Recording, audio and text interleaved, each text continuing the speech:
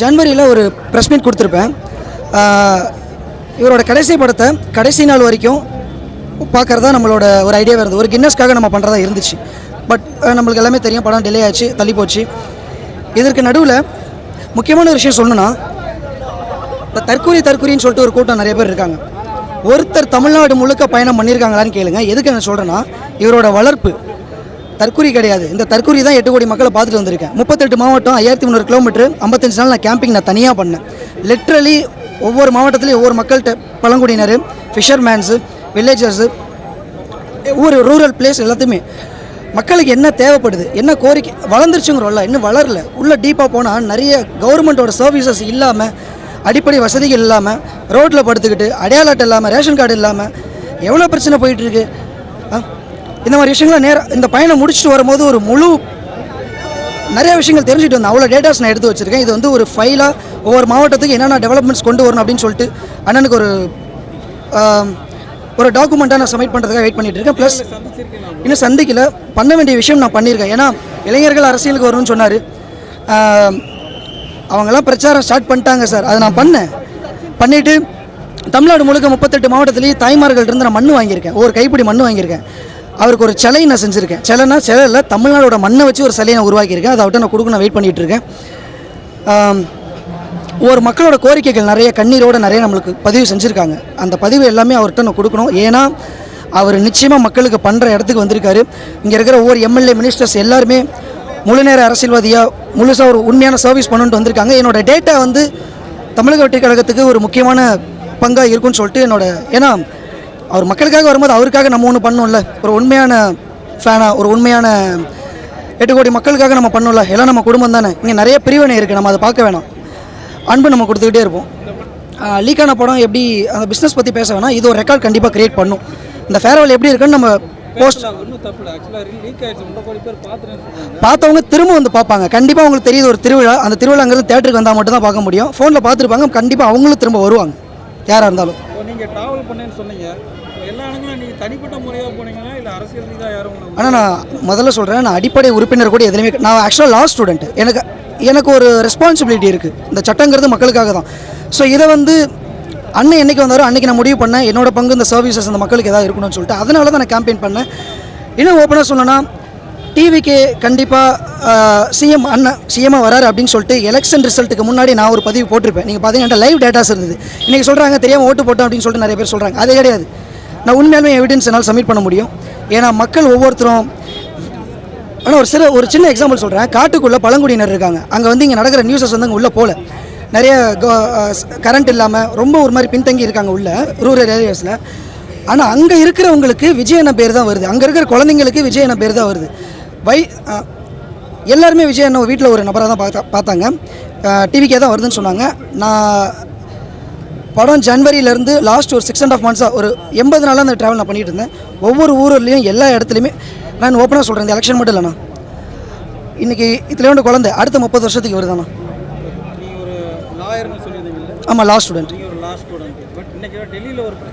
ஆமாம், நிச்சயமாக. ஆமாம், அந்த மாதிரி சூழலில் இங்கே வந்து ஜனநாயகம் தேவையான்னு சொல்லி நிறைய பேர் கேள்வி கேட்டிருந்தாங்க. ஸோ அதுக்கான ரீசன் நம்ம சைடில் அண்ணா இது கான்ட்ரோவர்சரி ஆகும். என்ன விஷயம்னா, இது லாஸ்ட் டைம் இந்த நீட் பிரச்சனை வரும்போது இந்த படம் இன்றைக்கி வரல. இது நம்ம 6 மாதமாக இதுக்கு பிரச்சனை போயிட்டு இருந்தது. ஸோ இதோட ரிலீஸ் டேட்டுன்னு ஒன்று வருது. இதுன்னு நீங்கள் 10 நாள் கழிச்சு ரிலீஸ் பண்ணி தான் போகணும், இல்லை 10 மாதம் கழிச்சு ரிலீஸ் பண்ணி தான் ஆகணும், 1 வருஷம் ரிலீஸ் பண்ணி தான் ஆகணும். அது இந்த டைமில் வந்துருச்சு. பேரலாக அங்கே ஒரு இஷ்யூ நடந்துருச்சு. கண்டிப்பாக நம்மளும் ஸ்டூடெண்ட்ஸுக்கு சப்போர்ட் தான் பண்ணுறோம். இது என்றைக்காக தான் ரிலீஸ் ஆகிறதா இன்றைக்கி ஆயிடுச்சு அப்படிங்கிற விஷயம் தான். நம்ம இது பாலிடிக்ஸ் பண்ண வேணாம். நிறைய இதுக்கான தவறான கருத்துக்கள் போயிட்டுருக்கு. என்றைக்காக தான் படம் ரிலீஸ் ஆகும்ல, அவ்வளோதான்.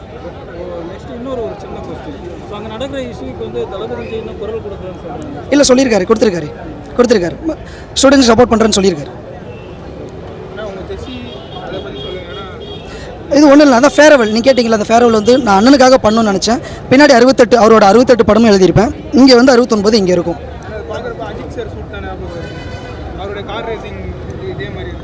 இதில் மறைக்கிறதுக்கு ஒன்றும் இல்லை. அஜித் சாரோட இன்ஸ்பிரேஷன் தான். நான் பைக் ட்ராவல் ரோட் ட்ரிப் வந்து பைக்கில் போனேன். அவரோட இன்ஸ்பிரேஷன் தான் நான் பைக் யூஸ் பண்ணது. அவங்க 2 பேரும் நண்பர்களாக தான் இருக்காங்க. இங்கே தான் அடிச்சிட்டு இருக்காங்க. அப்படிங்கும்போது நான் அவங்களோட இதை எடுத்துக்கிட்டேன். அவங்க நண்பராக இருக்கும்போது நான் அது பெருசாக இது இல்லை. இங்கே மற்றவங்க பேசுகிறது அது நம்ம எடுத்துக்க முடியாது. அவங்களாம் ஹெல்த்தியாக தானே இருக்காங்க, எல்லோரும் ஒற்றுமை இருக்குன்னு அவங்களும் நினைக்கிறாங்க. தயவுசெய்து யாரும் பிரிச்சுக்கிறாங்க. சிஎம் நடிக்கக்கூடாது அப்படிங்கிற எந்த விஷயமும் எதுவும் இல்லை. பண்ணாலும் சந்தோஷம். அப்படி பண்ணாலுமே இது நாளைக்கு இன்னொரு ரெக்கார்ட் கிரியேட் பண்ணலாம். ஏன்னா இன்றைக்கி சிஎம் அப்படின்னு டைட்டிலோட ஒரு படம் பார்க்குறது இவருக்கு தான் ஃபஸ்ட் டைம் நான் நினைக்கிறேன். நாளைக்கு சிஎம் மறுபடியும் படம் நடிக்கிறார் அப்படின்னா அது ரெக்கார்ட் போயிட்டே தான் இருக்கும், ஒன்றும் பிரச்சனை இல்லை. படம் ஃபஸ்ட்டு டிலே ஆகும் போது சுகமாக இருந்துச்சு. ஆனால் இப்போ ஒர்க் ஃபார் வெயிட்டிங்னு நினைக்கலாம். ஏன்னா அன்றைக்கி ரிலீஸ் ஆகியிருந்தால் தளபதி விஜய் அப்படிங்கிற டைட்டிலோட ஜனநாயகன் பார்த்துருப்போம். ஆனால் இன்றைக்கி இந்த டிலேனால் ஒரு நல்ல விஷயம் நடந்திருக்கு. The honourable chief minister of Tamil Nadu அந்த டைட்டிலோட அந்த படம் பார்க்குறது ஒரு இந்த டிலேக்கான ஒரு ஒர்த்து நான் நினைக்கிறேன். லாஸ்ட் டைம் ஒரு ஃபேரவல். நிச்சயமாக இது எல்லாம் செலிப்ரேஷன் பண்ணி இந்த படத்தை பார்க்குறோம் அப்படின்னு ஒரு பக்கம் இருந்தாலும் நிச்சயமாக எல்லாருக்குள்ளேயும் ஒரு வருத்தம் இருக்கும். ஒரு சோகத்தோட ஒரு என்ஜாய்மெண்ட்டோட ஒரு ஃபேரவலாக பண்ணுறது தான் அண்ணனுக்காக எமோஷனலாக இருக்குது. வேறு ஒன்றும் இல்லை. ஏன்னா இதுக்கு மேலே ஸ்க்ரீனில் பார்க்க முடியாது. பட் அடுத்த கட்டம்னு ஒன்று இருக்குது. ஒரு ஸ்டேஜ் மாறுது. அவர் ஒரு ரெஸ்பான்சிபிளான ஒரு பிளேஸ்க்கு போயிருக்காரு. ஸோ அதை ஃபோக்கஸ் பண்ணும்போது அது இன்னும் பெருமையாகவும் இருக்குது. அவரோட ஃபேனாக இருந்ததில் இதுக்கு மேலே அவரோட வழியில் தமிழ்நாட்டில் ஒரு 4 எதிர்காலமாக 4 இளைஞர்களாக நம்ம நிறைய விஷயங்களை அவளை ஃபாலோ பண்ணுறது இருக்குது. எப்படி ஒரு திரையில் ஃபாலோ பண்ணமோ இதுக்கப்புறம் நல்ல விஷயங்களுக்கு அவர் அடுத்தபடியாக நம்ம ஃபாலோ பண்ணுறதுக்கு நாங்கள் அந்த மாதிரி படத்தில் வந்து அந்த ஒரு பெரிய ஒரு சாங் வந்து ஆடிருக்கேன் கூட விஜய் கூட. ஆமாம் கூட வந்து ஆடிருக்கேன். செம்மையாக இருந்துச்சு ப்ரோ. அதாவது ஒரு ட்ரீம் மாதிரி இருந்தது. ஆல்ரெடி லியோவில் பண்ணியிருக்கேன். லியோவில் வந்து பீப்புள் க்ரௌட் வந்து அதிகம். இதில் வந்து மொத்தமே ஒரு மெயின் ஸ்பாட்டில் 80 பேர் தானே வந்தாங்க. ஸோ பேச சான்ஸ் கிடச்சிது, பேச முடிஞ்சுது. ஃபோட்டோ மட்டும் அலோவ் பண்ண மாட்டேன், தெரியல உங்களுக்கு புது படம் அலோவ் பண்ண விட மாட்டாங்க. பேச முடிஞ்சது கூட கொஞ்சம் ஆடிருக்கேன். நிறைய கஷ்டம் அப்படி இருந்திருந்தால் கூட விஜய் பட சாங்ஸு பாட்டு பார்த்தோன்னா அப்படியே மறைஞ்சிரும். அந்த கொஞ்சம் நேரத்தில் அப்படியே உங்களுக்கு தெரியும். நான் சொல்லணுன்ட்டு இல்லை, நம்ம என்ன சேடாக இருந்தால் கூட தளபதி படம் பார்த்தா அப்படியே கொஞ்சம் ரிலாக்ஸாக இருக்கும். இப்போ அதெல்லாம் கொஞ்சம் இல்லை, அது மட்டும் ஒரு வருத்தம். அட்லீஸ்ட் ஒரு வருஷத்துக்கு ஒரு படம் தான் பண்ணலான்றது எல்லாரோட ஆசை. ஏன் மட்டும் இல்லை, எல்லாரோட ஆசை அது. ஸோ ஃபிலிம் இண்டஸ்ட்ரி இன்னும் டெவலப் ஆகிட்டே இருக்கும். ஒரு படம் பண்ணால் கூட போதும் இயர் ஒன்ஸுக்கு. ஸோ அதான் நினைக்கிறேன். இப்போ வந்து என்னென்னா ஆல்ரெடி உங்களுக்கு தெரியும் ப்ரோ. இப்போ வந்து என்ன சொல்கிறது, இது வரைக்கும் எந்த ஒரு பொலிட்டிக்கல் யாருமே இந்த மாதிரி பேசுனதில்லை, இது பண்ணதில்லை. சின்னதாக ஒன்று பண்ணால் கூட அது எப்படி ஒரு திருப்பலாம் தான் பார்க்குறேன் தவிர அதை வச்சு எப்படி ஆதாயம் பண்ணலாம், அரசியல் ஆதாயம் பண்ணலாம் பார்க்குறாங்களே. இப்போ கூட அந்த சைடில் டெல்லியில் ஒரு ப்ரோக்ராம் நடந்துருக்கு. அது முழுக்க வந்து சென்ட்ரல் கவர்மெண்ட் அவங்க பார்க்க வேண்டிய விஷயம். அதை வந்து லிங்க் பண்ணுறாங்க. FIFA வேர்ல்டு கப் இப்போ போயிட்டுருந்துச்சு. அது அப்போலாம் எங்கே போனாங்க தெரில. எவ்வளோ செலிப்ரேஷன் பண்ணிருந்துச்சு. ஏன் விஜய் கட்சி இப்போ தான் வந்து ஸ்டார்ட் பண்ணி ஒரு 60 நாள் ஆகுது. இப்போ தான் இவ்வளோ கேள்வி கேட்குறாங்க. ஒரு நாளாச்சு இவங்க யாருன்னா மற்ற கட்சியில் யாரும் கேட்டுருக்காங்களா யாருன்னா? அப்படி கேட்டால் தான் என் மருத்துவம் அது ஒன்று மட்டும்தான். நீங்கள் கேட்கலாம், தப்பு சொல்லலாம், நீங்கள் கேட்கலாம். நீங்கள் அதே மாதிரி இருக்குது யாருன்னா ஒரு போலீஸ் நீங்கள் பேசுகிறீங்களா? அப்படி பேசுனது சேஞ்ச்லாம் எப்போயும் வந்துருக்கும். நீங்கள் யாரும் பேசுனது யாரும் பண்ணதே இல்லை. இப்போ புதுசாக இவருன்னு வந்து வரும்போது எங்கேருந்து வரீங்கன்னே தெரில. புதுசாக பேசுகிறவங்களாம் பேசுகிறாங்க, யாரோ பேசுகிறாங்க. எதுக்கு பேசுகிறாங்கன்னே புரியல. தெரியும் அவர் நல்லா தான் பண்ணுறாரு, எவ்வளோ நல்ல விஷயம் பண்ணுறாரு. அதை பற்றி ஒன்றும் பேசவே மாட்டாங்க. சம்மந்தமே ஒன்றும் பேசுகிறாரு. அதாவது எலெக்ஷன் முன்னாடியே பேசினார் ப்ரோ. நீட்டை நாங்கள் எதிர்ப்போம் சொல்லிட்டு பேசினார். அனிதாவோட மரணப்போ இவர் தான் ஃபஸ்ட்டு உட்காந்து நின்று பார்த்தாரு. யார் வந்து பார்த்தாப்போ? யாருமே வரல. ஏன் 10 வருஷமாக சொல்லியிருந்தாங்க நீட் நாங்கள் ஒழிப்போம் இன்னும் ஒழிச்சுருந்தாங்கிறாங்க. இன்னும் ஒழிக்கல. இப்போ வந்துட்டு நீட்டுக்கு நிற்கிறோன்னு நினைக்கிறீங்க. நீங்கள் இருக்கும்போது ஒன்றும் பண்ணல. இப்போ வந்து 60 நாள் வந்து விட கேட்குறாங்க. 10 வருஷம் மாதத்தில் இருக்கும்போது நீங்கள் என்ன பண்ணீங்க? ஒன்றுமே பண்ணலையே. இப்போ வந்து 60 நாள் கேட்டிருந்தா ப்ரோ இவங்க வந்து நான் என்ன கேட்குறேன்னா, கேட்குறது தப்பு கிடையாது. எல்லாருமே கேட்டிருந்தா பிரச்சனை சொல்ல வரேன். விஜய் மட்டும் டார்கெட் பண்ணி கேட்கும்போது கஷ்டமாக சொல்ல வரேன். மற்ற டைம்லாம் அவங்க என்ன பண்ணியிருந்தாங்க கேட்குறேன். வேறு எதுவுமே இல்லை ப்ரோ. ஆல்ரெடி அப்படி தான் போயிட்டுருக்கு ப்ரோ. இதே மாதிரி சொன்னாங்க டெபாசிட் வாங்க மாட்டேங்க சொல்லிட்டு. அங்கெல்லாம் ப்ரோ இந்தியாரங்கெல்லாம் தளபதி பேர் யூஸ் பண்ணிலாம் நல்லா இது பண்ணுறாங்க ப்ரோ. பயங்க ஊற்றுறாங்க போலீஸ் எல்லாம். இப்போ ஒரு வீடியோ ஒன்று வைரல் ஆச்சு பார்த்தீங்கன்னா, ஒரு தமிழ்நாட்டில் ஒரு போலீஸ் வந்து இப்போ லஞ்சம் கேட்குறாரு. அவருன்னு சொல்கிறாரு கம்ப்ளைண்ட் இந்த பாயின்னு சொல்கிறார். விஜய் பேர் வந்து விஜய் சிஎம் பாய் சொல்லிட்டு கம்ப்ளைண்ட் பண்ணுறோம் அப்படின்னு அவனும் பயப்படுறான் அதை பார்த்துட்டு. ஸோ இது வந்து ஃபஸ்ட் டைம் நடந்தது அவ்வளோ சேஞ்ச் ஆகிருக்கும். ரொம்ப லேட்டாக நடக்குது. இதை வந்து நிறைய பேர் வந்து புரிஞ்சுக்கணும். யாரும் இதை புரிஞ்சுக்கிறதும் இல்லை, இது பண்ணுறதும் இல்லை.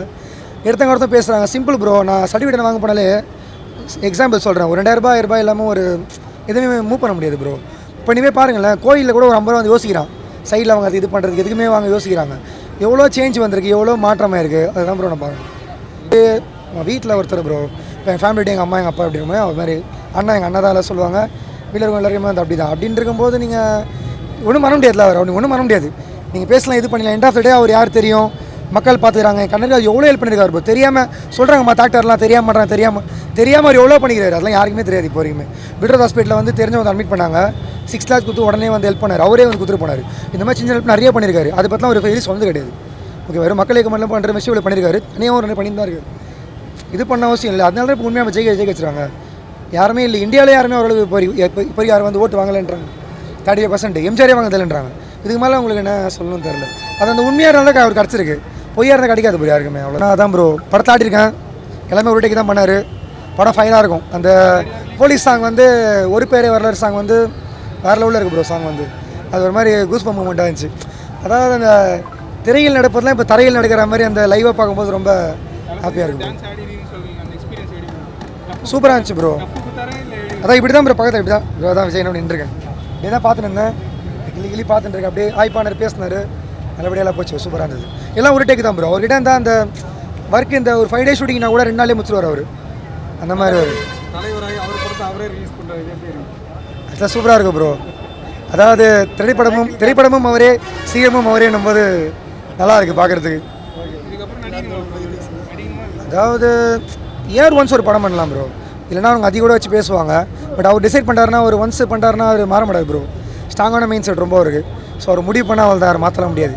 இதுக்கப்புறம் படம் வந்து டவுட்டு தான் ப்ரோ வருமா அப்படின்னு. லாஸ்ட் டான்ஸ் அவ்வளோதான்.